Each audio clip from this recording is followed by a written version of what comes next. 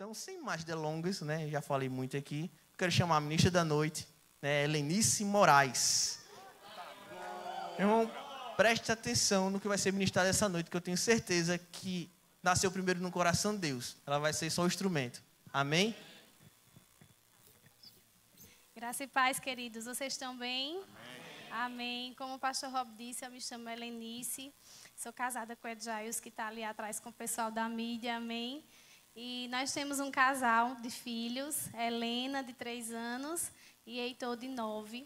E nós estamos servindo aqui, crescendo, aprendendo. E para nós é uma grande alegria, amém? Estar crescendo junto de você, como família. Amém? Você se alegra com isso? Amém. Eu também me alegro em ver o rostinho de cada um de vocês aqui.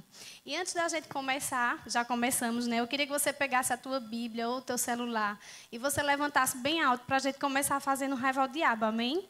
E diga assim, eu sou o que a Bíblia diz.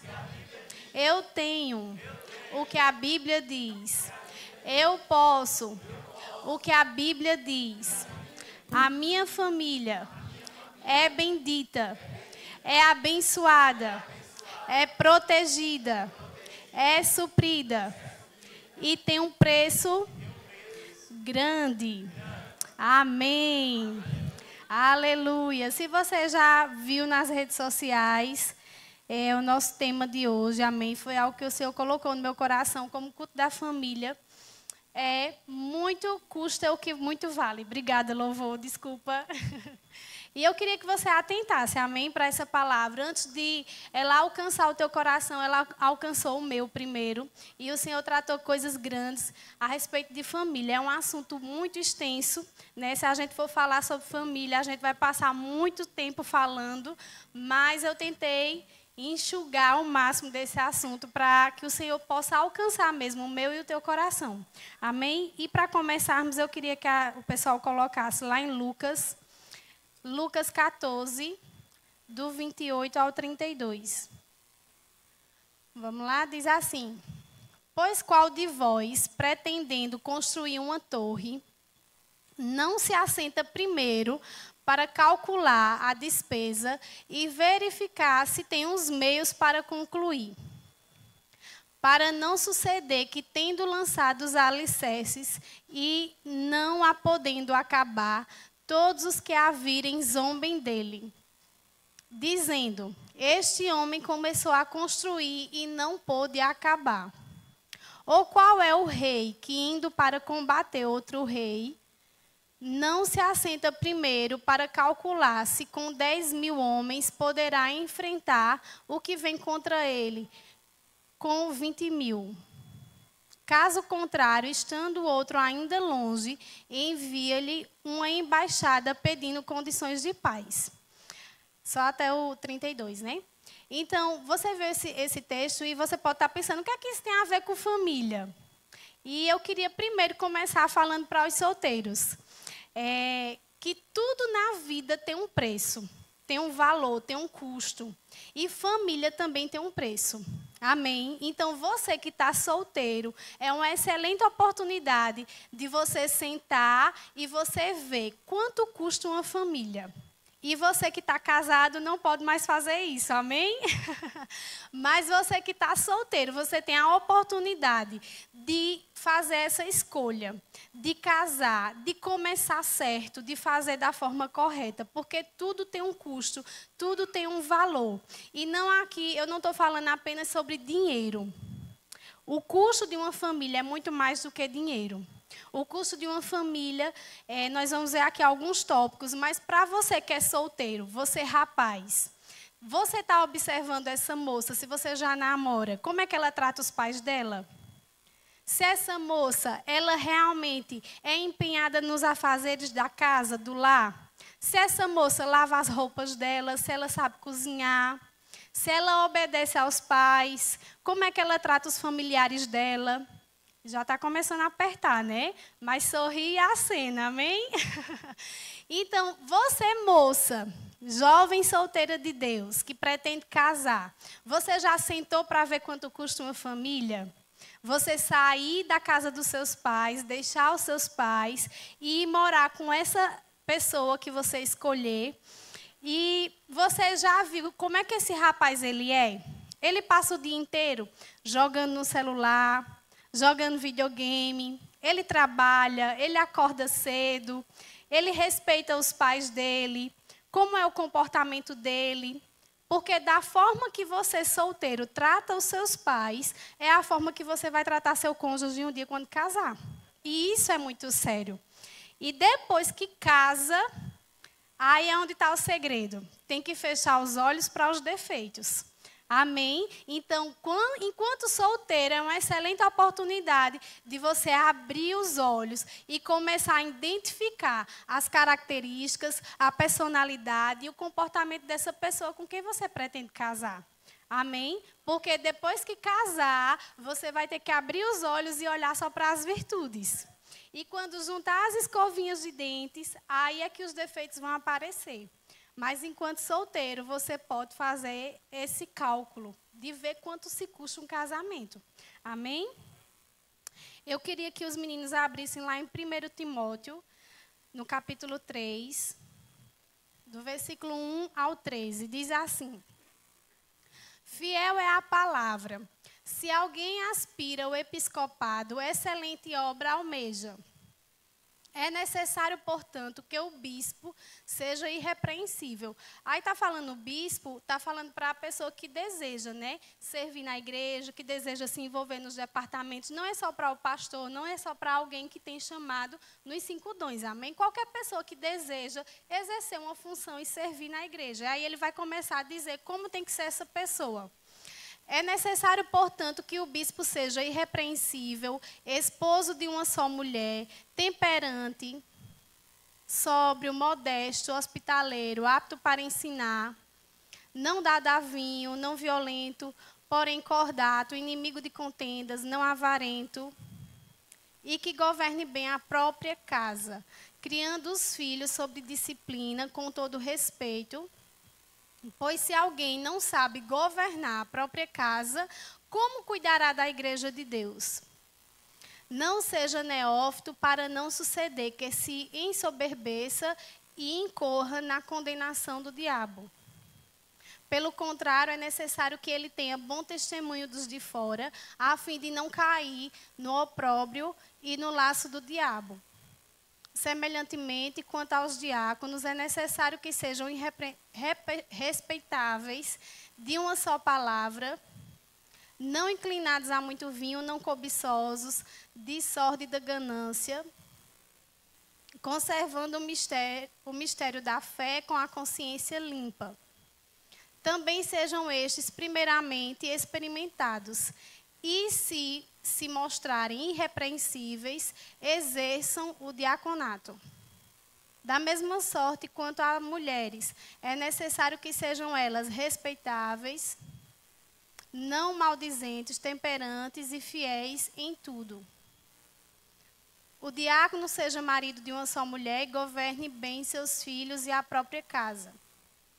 Pois os que desempenharem bem o diaconato alcançam para si mesmos justa preeminência e muita intrepidez na fé em Cristo Jesus. Pronto, só até aí. Que responsabilidade, amém? Então, até para você servir nas coisas do Senhor, você tem que ter uma vida e uma conduta com a sua família. Então, isso significa para mim e para você que o nosso primeiro ministério é a nossa família. É a nossa casa. Ali fala muito sobre o diácono, mas eu vou puxar mais. Não é só o diácono, qualquer pessoa que serve na igreja. Se você chega cedo, se você se esforça para colocar um sorriso, para receber bem as pessoas da igreja, se você lava o banheiro com toda a excelência do mundo, e na sua casa, você está fazendo com toda a excelência?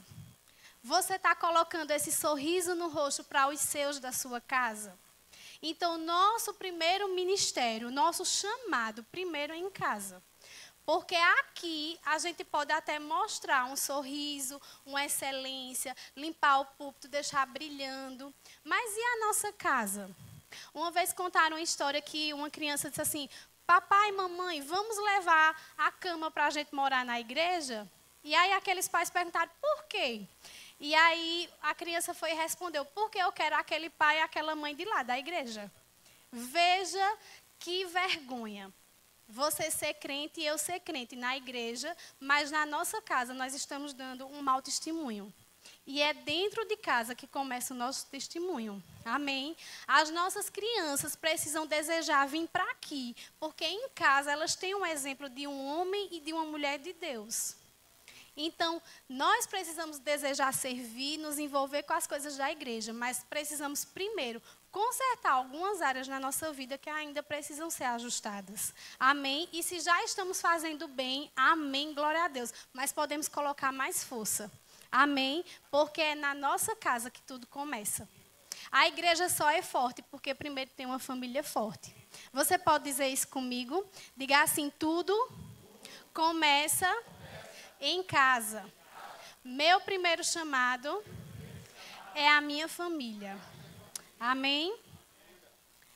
E agora nós vamos entrar mesmo nos tópicos, né? E o que custa, né? Aquilo que vale. Muito custa o que muito vale. Então, o que custa uma família? Eu anotei alguns tópicos aqui. Custa vencer o individualismo. E eu queria que os meninos abrissem lá em Gênesis, capítulo 2, versículo 18 até o 24. Os meninos estão rápidos hoje. Diz assim: disse mais o Senhor Deus, não é bom que o homem esteja só, far-lhe-ei uma auxiliadora que lhe seja idônea. Havendo, pois, o Senhor Deus formado da terra todos os animais do campo e todas as aves do céu, trouxe-os ao homem. Não é esse não. Deixa eu ver, viu? Pule 18. Você pula lá para aquela parte onde fala que Deus formou o homem da costela. Deus formou a mulher da costela do homem. Acho que é o 20, 22. 21. Tomou uma das suas costelas e fechou o lugar com carne. E a costela que o Senhor Deus tomara ao homem, transformou-a numa mulher e lá trouxe. E disse o homem: esta, afinal, é osso dos meus ossos e carne da minha carne.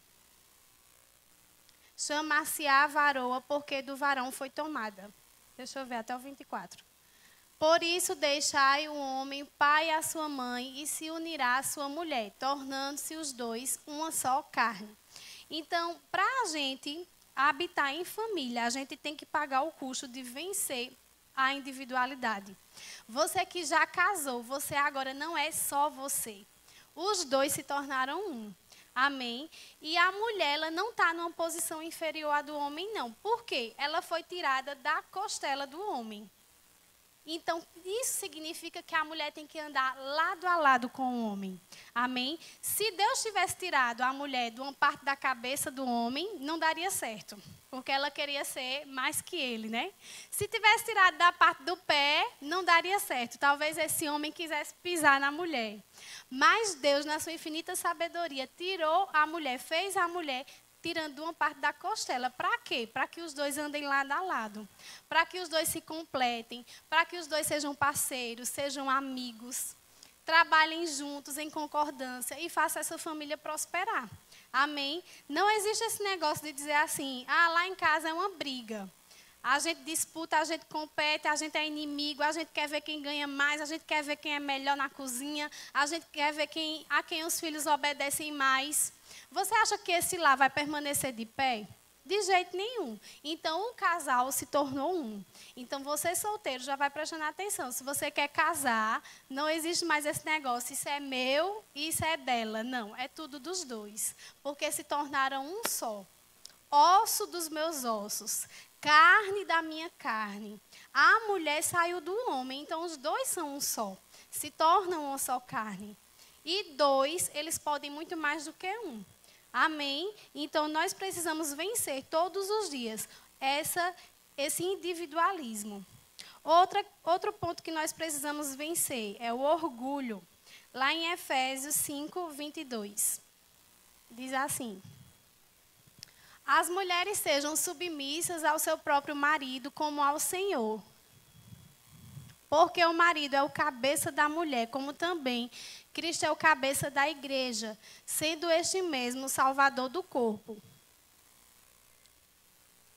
Pode passar.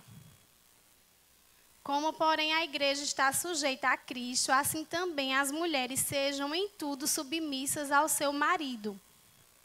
Maridos, amai vossa mulher, como também Cristo amou a igreja e a si mesmo se entregou por ela, para que a santificasse, tendo-a purificado por meio da lavagem da água pela palavra, para apresentar a si mesmo igreja gloriosa, sem mácula, nem ruga, nem coisa semelhante, porém santa e sem defeito.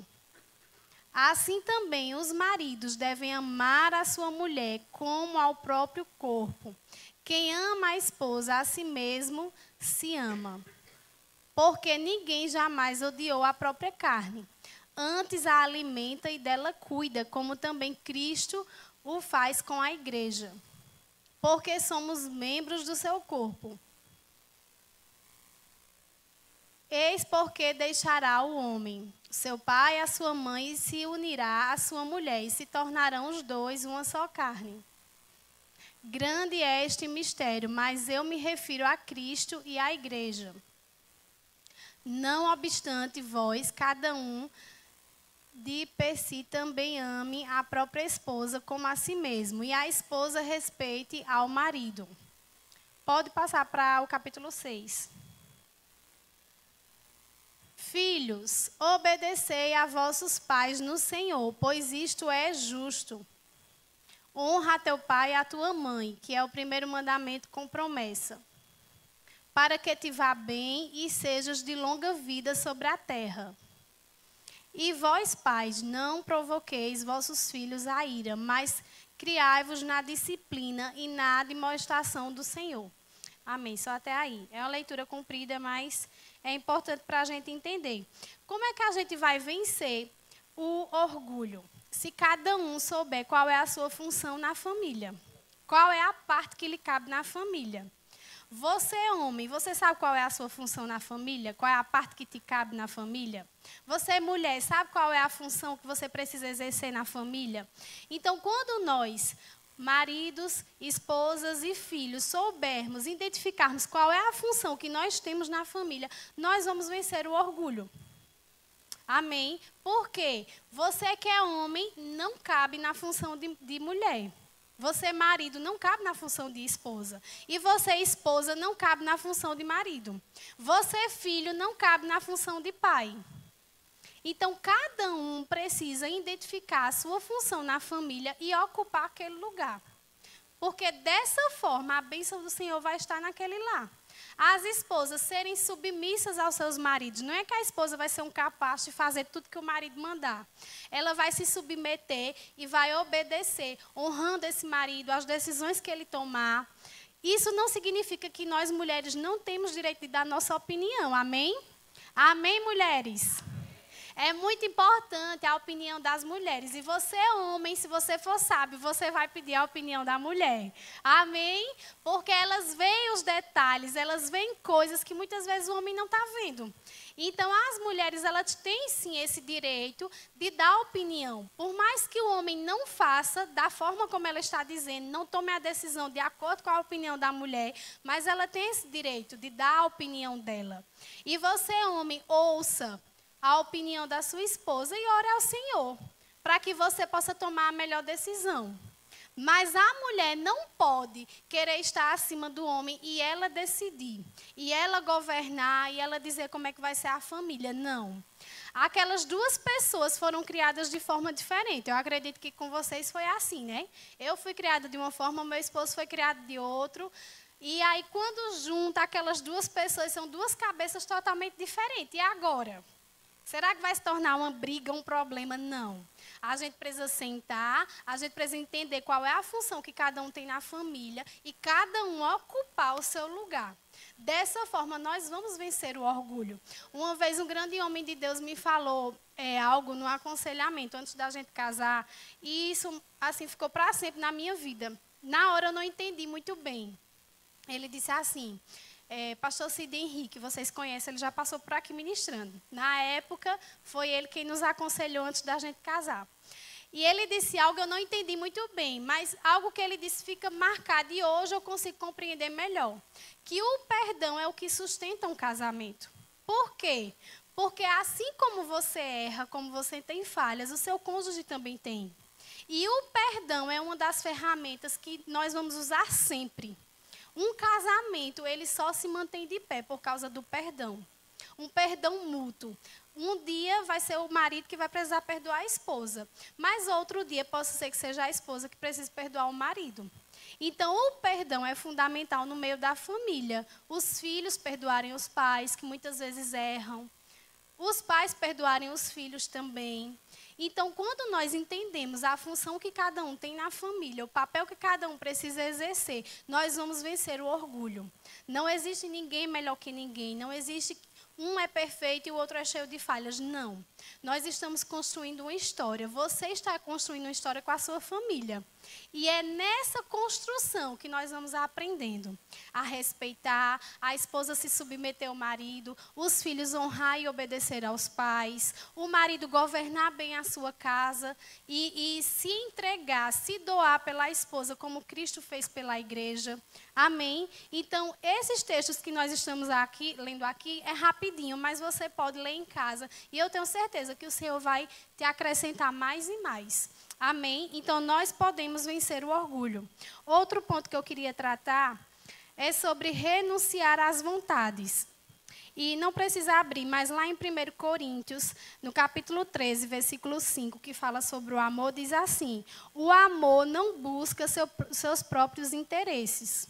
Então, devemos buscar o bem comum da família. Amém? Nós não podemos ser egoístas de pensar só na gente. Você, homem, que está ali apaixonado, pesquisando os carros e vendo, e aí o orçamento da família está apertado, mas você quer porque quer comprar aquele carro. E muitas vezes vai sacrificar um pouco o orçamento da família. Mas a esposa já está vendo outras necessidades. Fim de ano chegando, época de fazer as matrículas das crianças, de comprar material. Mas se o homem for orgulhoso ao ponto de não entender o bem comum da família, aquele homem vai meter os pés pelas mãos, vai comprar um carro que não pode naquele momento e vai prejudicar toda a família. Então, nós não podemos ser orgulhosas de pensar só na gente. Nós, mulheres, eita, as bolsas da moda, os sapatos da moda, as blusas da moda, enfim, tantas coisas que atraem os olhos das mulheres. Mas senta com teu marido, pensa, isso vai ser bom para a gente agora? Uma viagem, comprar algo para vocês. Então, pensa, o que é que no momento nós precisamos fazer? Se nós tivermos esse diálogo, né, o casal, a família, nós vamos poder vencer o orgulho de não pensar somente no meu benefício. Do meu marido não pensar somente no benefício dele, mas de pensar num todo. Do que é o melhor para a família. É o melhor momento da gente comprar, da gente adquirir, da gente fazer isso, fazer aquilo. Então, o Senhor, Ele vai conduzir essa família debaixo de sabedoria, amém? Mas, para isso, cada um precisa colocar o seu orgulho de lado. E entender que você não é mais aquele jovenzinho solteiro. Você é jovem, mas não é solteiro mais, amém? Então, vocês solteiros, ó, já vão se ligando aí. Amém? Nós casados estamos sendo vacinados. Isso é o cuidado do Senhor com a nossa vida. Amém? Lá em Salmos... Não, peraí, viu? Outro ponto que eu queria tratar é sobre promover a alegria e a harmonia. Eu estou falando um pouquinho apressado por causa do tempo, viu, gente? Promover a alegria e a harmonia. Não precisa abrir, mas lá em Provérbios, no capítulo 5, versículo 18, diz assim: seja bendito o teu manancial e alegra-te com a mulher da tua mocidade. Amém. Você, homem de Deus que é casado e está com a sua esposa, olhe para ela agora. Diga assim: oi, felicidade. Agora você, esposa, diga para o seu marido: oi, felicidade. Essa pessoa linda e maravilhosa foi a que você escolheu. Amém? Então, você, homem de Deus, alegra-te com a esposa da tua mocidade. E você, mulher de Deus, alegra-te com o esposo da tua mocidade. Amém? Foi essa pessoa que você escolheu para casar, para construir uma família, para escrever uma história, para ter filhos. Amém? E o que é que nós precisamos fazer? Manter essa alegria e harmonia sempre. Amém? Porque lá atrás, quando nós éramos solteiros, ai, que lua tão linda, que céu tão estrelado, não era?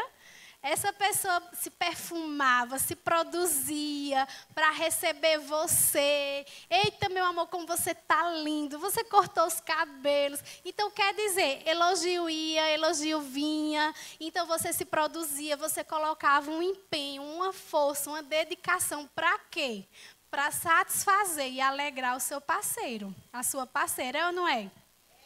Então, e por que essa manutenção parou?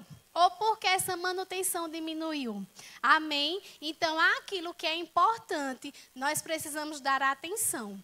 A gente não pode deixar de manter a harmonia e a alegria do casamento, da família. Amém, amados? O que nós precisamos é estar sensíveis às direções de Deus para a gente saber se manter alegre. É possível existir alegria e harmonia dentro do lar. É possível você ser alegre para todo sempre com a pessoa que você escolheu.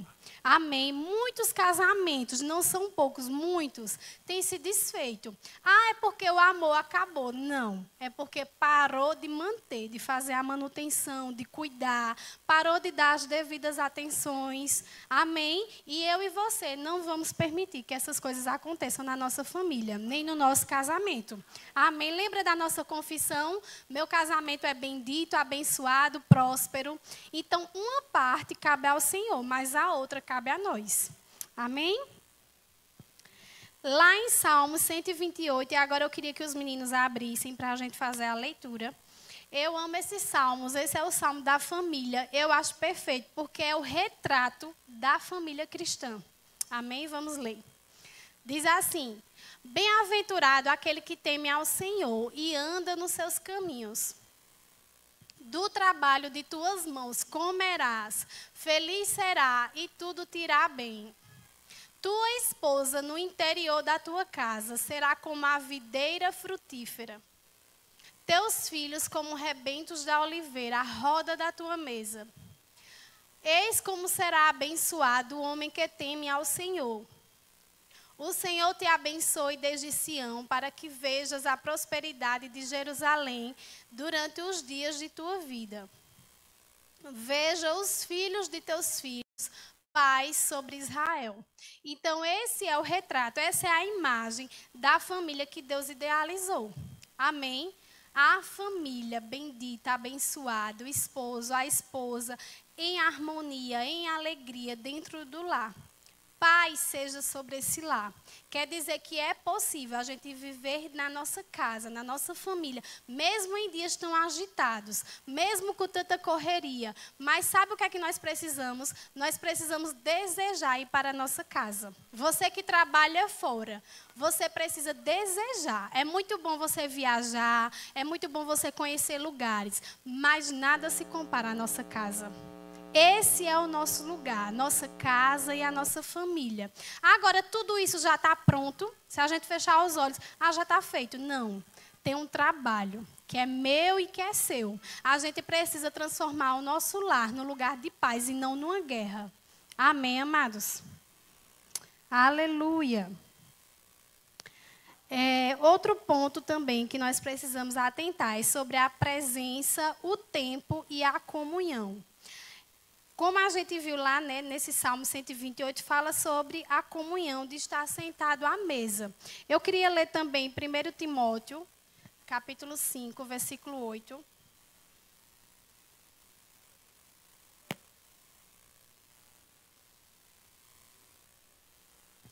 Primeiro Timóteo 5, 8. Diz assim: ora, se alguém não tem cuidado dos seus, especialmente dos da sua própria casa, tem negado a fé e é pior do que o descrente. Misericórdia. Isso é muito sério, né? alguém que não cuida dos seus é pior do que o descrente e negou a fé. Isso é muito sério.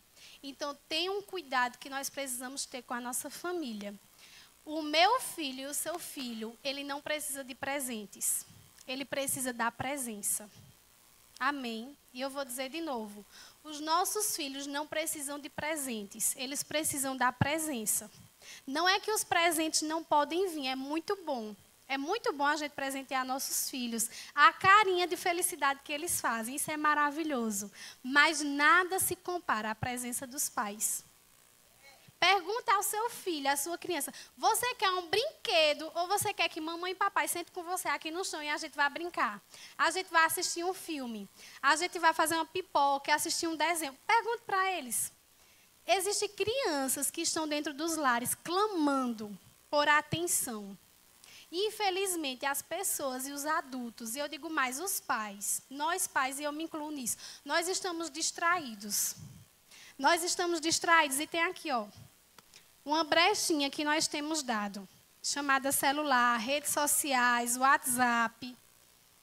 Isso tem embriagado as pessoas e tem tirado o foco daquilo que realmente importa. As nossas crianças precisam de atenção. Eu não sei como é a sua rotina, eu vou falar um pouquinho da minha. Vou tentar ser rápida por conta do tempo. Eu vou falar um pouquinho da minha. Eu sei que tem pais que saem cedo para trabalhar, pais, mães, e aí deixa a sua criança, vamos dizer, na casa da avó. Aí sua criança estuda à tarde. Aí quando chega o horário da tarde, a avó leva para a escola. Quando encerra o período da escola, a avó pega.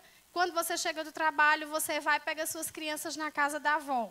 É um exemplo, amém? Mas eu não sei de vida de ninguém, não quero saber, não me interessa, não me interessa, não é essa a questão. É só um exemplo. E aí esses pais pegam essas crianças e vão para casa à noite. Esses pais estão tão cansados pela rotina pesada, de ter saído cedo, de ter trabalhado. A criança também está cansada porque acordou cedo, porque estava com a rotina pesada. Quando chega à noite, esses pais dão banho, dão janta, botam a criança para dormir, não tem um tempo de conversa para saber o que é que aconteceu na escola, o que você aprendeu hoje, como foi na casa da vovó. E aí, como é que fica a construção dessa criança? E nós precisamos atentar para isso, amados. O dia tem 24 horas. Diga assim comigo, 24 horas. E a gente pensa assim, mas o tempo está pouco. Não, o tempo é o mesmo sempre, desde a criação do mundo, amém? O tempo sempre é 24 horas. E se você parar e você pensar, com certeza existem memórias que você tem, memórias afetivas que foram criadas. Talvez se você não criou memórias afetivas com o seu pai, com a sua mãe, mas você criou com alguém, com uma avó, com um tio, com um vizinho. Você tem lembranças de coisas que você viveu na sua infância. E essas memórias você traz até o dia de hoje. E é ou não é importante ter essas memórias? Nós sabemos que é importante. E porque nós, como pais, muitas vezes não estamos dando essa atenção. Sabe, é algo que eu e meu esposo nós combinamos de fazer. E agora eu vou abrir aqui para vocês. Todos os dias a gente fazia caminhada, mas aí por conta da correria, vai chegando final de ano, a demanda de trabalho vai aumentando, a gente não conseguiu mais tirar aquele tempo para fazer caminhadas juntos, eu e meu esposo. E o que foi que a gente decidiu? No horário da saída das crianças, quando elas largarem da escola, nós não vamos mais buscar eles de carro. Eu já encontrei alguns irmãos aqui, vocês já me viram, né? Não vou citar nomes, mas eu já vi alguns irmãos. Já me viram, né? Com o Ed Jailson. O que é que a gente faz? A gente vai juntos a pé. O percurso da escola de Helena, a gente faz junto, o percurso até bem próximo à escola de Helena. Quando chega lá, eu me separo com meu esposo. Ele vai, continua o percurso para pegar nosso filho e eu continuo o percurso para pegar a Helena. E está ali tia Iane que não me deixa mentir quando eu chego com o carrinho de Helena. E aí, o que é que acontece? A gente volta a pé. Eu pego a Helena, volto para casa a pé, venho com ela no carrinho empurrando. E Ed Jailson pega Heitor e volta para casa a pé. E eu não tenho vergonha nenhuma mais de dizer isso para você. Talvez você pense, estão com pirangagem de tirar o carro da garagem, gastar gasolina. Não é isso. É uma estratégia que o Senhor nos deu para nós termos um tempo com eles. E eu venho no caminho com a Helena, cantando borboletinha, tá na cozinha, fazendo chocolate. Eu venho cantando, Helena, como foi na escolinha? Você brincou hoje? Helena desceu no escorrego, Helena comeu o lanchinho, dividiu o lanchinho com os coleguinhas. E ela é pequenininha, ela tem 3 anos, vocês sabem quem é a Helena. Mas ela fala e ela está mais falante ainda. As tias que ficam com ela no infantil sabem como ela está falante. E ela vem me contando, viu? E se eu perceber a Helena diferente, eu começo a investigar e percebo que ela fez alguma coisa de errada. Um dia ela tinha, eu não me lembro se foi mordida ou foi batida em algum coleguinha. Minha gente, quando eu cheguei na porta da escola, ela ainda estava tão desconfiada que quando eu olhei para ela, eu já percebi que tinha acontecido alguma coisa. E isso é importante. A gente ri, acha engraçado, eita que besteira, mas é importante. Eu estou criando nela uma memória. Estou construindo. E ela fica tão feliz quando eu vou com o carrinho, que eu chego lá na porta. É mesmo que uma festa. A gente vem no caminho e a gente passa e ela vê os cachorros, ela vê outras crianças. Isso é importante. É um tempo de qualidade. Amém, amados? A mesma coisa, meu esposo volta com o Heitor a pé para casa. E eles vêm conversando e falam sobre jogo, sobre futebol. E o jogador isso, e o jogador aquilo. Outro momento que é muito importante, sentar à mesa para fazer as refeições juntos. Amém? Nós lemos lá em Salmo 128 que fala, né, sobre sentar à mesa, a família. Minha gente, quantas vezes eu já identifiquei coisas na família que precisava de ajuste. Às vezes é no casamento, às vezes é na criação do filho. Por quê? A mesa é o lugar onde você está se alimentando. Você facilmente deixa transpassar aquilo que está no seu coração. Então, você consegue identificar se seu filho está bem, se não está bem. A mesa é um lugar de conselho, onde você pode aconselhar seus filhos, onde você, esposa, pode conversar com seu marido, pode instruir, dar instruções para a família. Então, nós precisamos ter esse tempo de qualidade. Amém, amados? Então, nós precisamos dedicar tempo, presença e comunhão. Amém? Isso é um custo também que exige na família. Outro ponto aqui é amar os seus com o amor de Deus. Eu queria que os meninos abrissem lá em Romanos 13. Vocês estão recebendo alguma coisa? Amém. Romanos 13, versículo 8.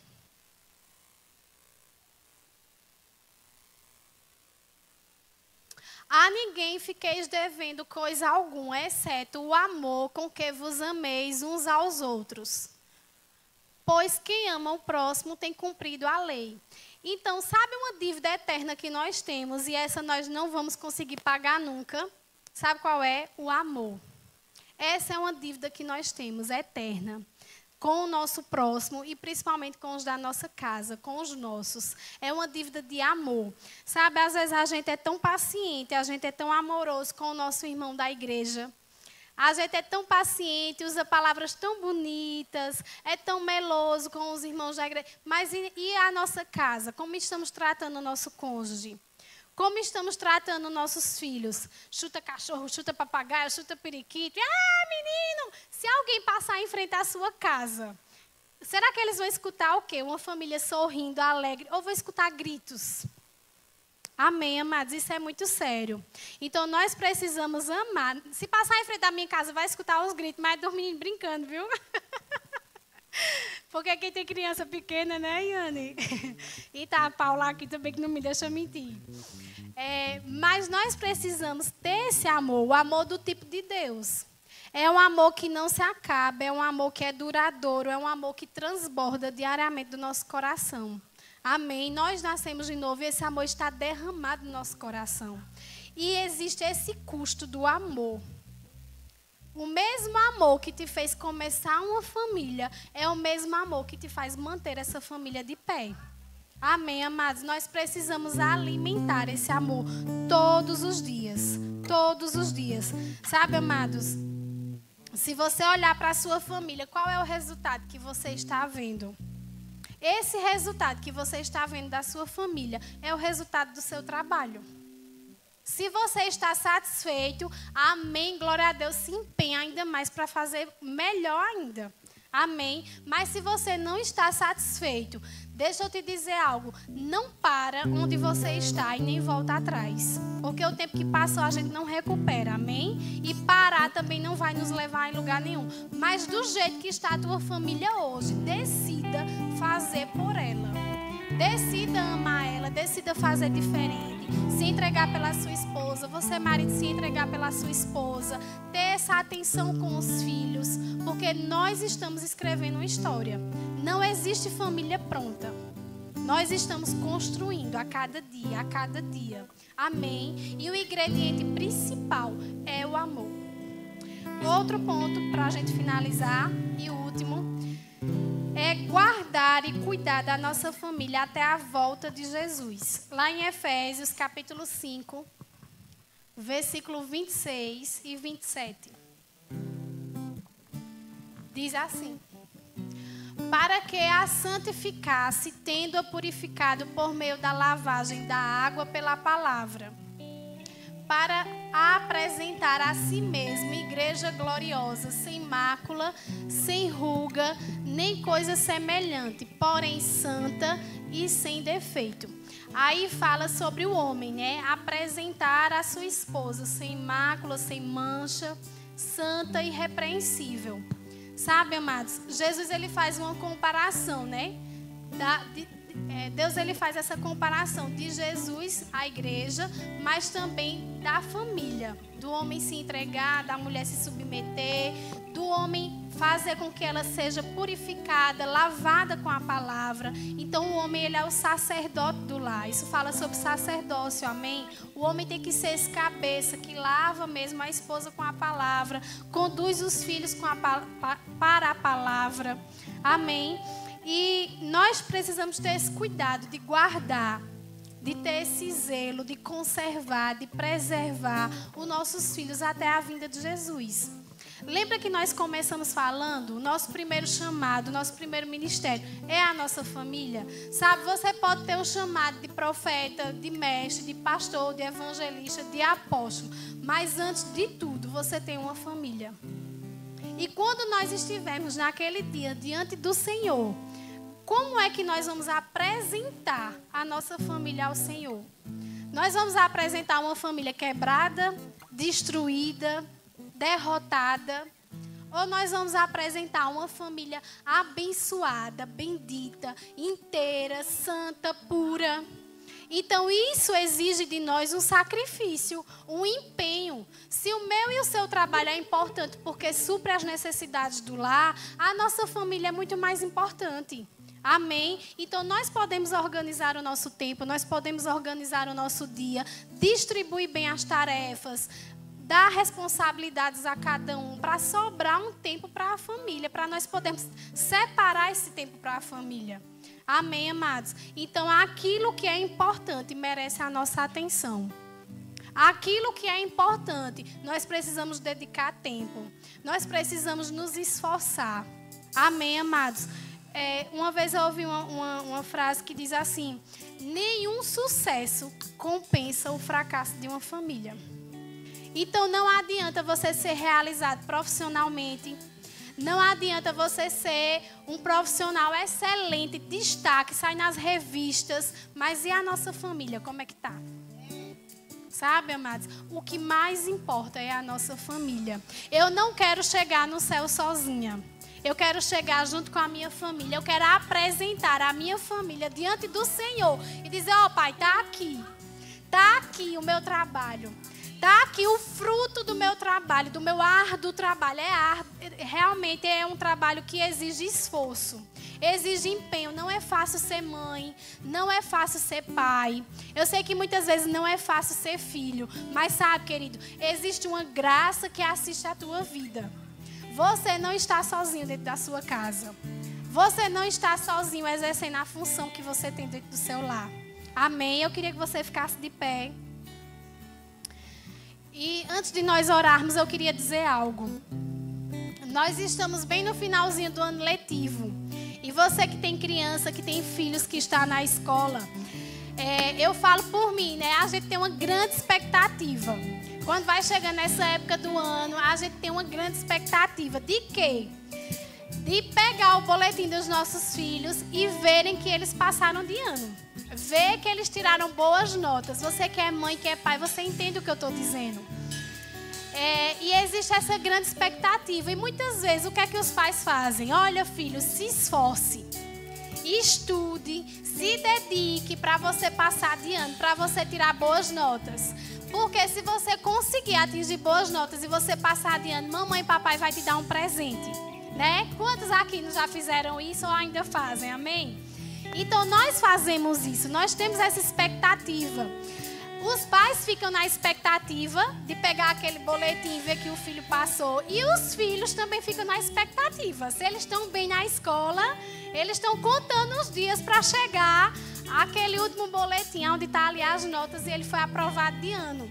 E aí você se programa, você se organiza. Muitas vezes você vai dar uma viagem, muitas vezes você vai dar uma festa, você vai dar um presente, você vai fazer qualquer coisa para presentear o teu filho, porque ele foi aprovado. Sabe, amados, nós temos um Deus que está no céu. E Ele está contando os dias para chegar a esse momento da gente apresentar a nossa família aprovada diante dEle. Ele está preparando presentes, Ele está preparando recompensas para mim e para a sua vida. E assim como nosso Pai está com expectativas para que chegue esse dia, nós também precisamos ter essa expectativa de trabalhar todos os dias empenhados, motivados, alegres, perseverantes para conservar, para preservar, para zelar pela nossa família. Amém, amados? Família não é um projeto falido. Deus, Ele não errou quando Ele criou família. Amém? Deus criou família para dar certo. E a sua família e a minha família, elas dão certo. Amém? Eu queria que você pegasse na mão do seu esposo ou da sua família, quem você tiver aqui, e você pudesse orar. Amém? Eu queria que você agradecesse ao Senhor por essa palavra que você recebeu, porque eu sei que chegou uma boa porção do Senhor sobre as nossas vidas. Um cuidado e um zelo do Senhor para conosco. Obrigada, Pai. Eu te agradeço, Senhor, por essas famílias representadas aqui, Senhor. Aqui existem homens, aqui existem mulheres, aqui existem jovens, pais, mães, esposas, maridos, filhos. E eu declaro, Senhor, sobre a vida de cada um dos meus irmãos, Pai, essa palavra germinando, essa palavra produzindo frutos, Pai. Eu declaro, Senhor, no nome de Jesus, que nenhuma família será derrotada, que nenhuma família será perdida. Eu declaro, Senhor, famílias abençoadas, famílias de sucesso. Eu declaro, Senhor, esposas submissas, sendo ajudadoras idôneas, aptas para auxiliar, para ajudar o seu esposo. Eu declaro, Senhor, homens firmes, homens sendo sacerdotes do lar, como o Senhor planejou, Pai. Homens segundo o teu coração, lavando a família com a tua palavra, conduzindo a família debaixo da instrução do Senhor. Eu declaro, Senhor, casamentos fortes. Eu declaro, Senhor, maridos e esposas andando em alegria, em harmonia. Eu declaro, Senhor, filhos sendo influenciados, Pai, por um bom testemunho dos seus pais. Eu declaro, Senhor, que nossas crianças não vão se perder da palavra. Nossos jovens não vão se desviar dos caminhos do Senhor, Pai. Eu declaro famílias fortes, abençoadas, prosperando, avançando nos caminhos do Senhor, em o nome de Jesus. Amém.